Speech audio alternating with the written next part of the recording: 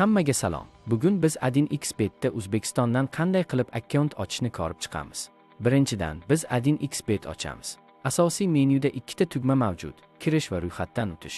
Hisob qaydnomasini yaratish uchun ro'yxatdan o'tish tugmasini bosing va biz tortda ro'yxatdan o'tish usulidan birini tanlashimiz mumkin. Bir bosishda telefon orqali, email orqali yoki ijtimoiy tarmoqlar orqali bonus olish uchun promokod bilan bir bosishda usuli yordamida tezkor registratsiya qilamiz. Bu yerda biz mamlakatni, valyutani va bonusni tanlashimiz kerak. Sportga pul tikish uchun bepul bonus yoki kazino o'yinlariga free spinlar.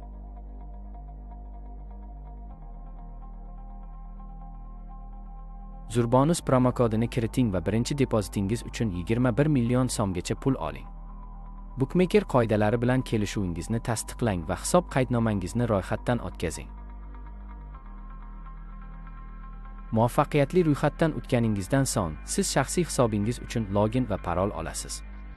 Ushbu ma'lumotni skrinshot olish yoki nusxalash orqali saqlashni unutmang.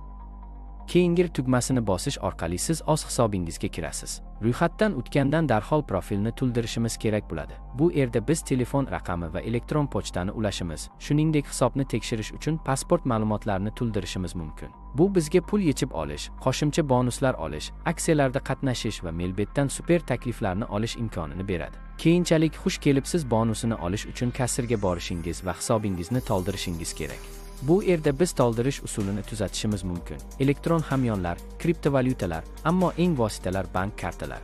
AdinXBet'da Humo va Uzcard orqali to'ldirishlari mumkin. Minimal to'lov 5000 so'mdan bo'lishi mumkin.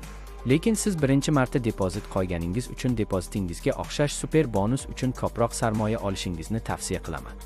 Odatda to'lovlar bir necha soniya ichida qabul qilinadi. Yangi videolarni birinchi bo'lib olish uchun kanalimizga obuna bo'ling. Video ostidagi izohlarda savollar bering va ko'proq yutib oling.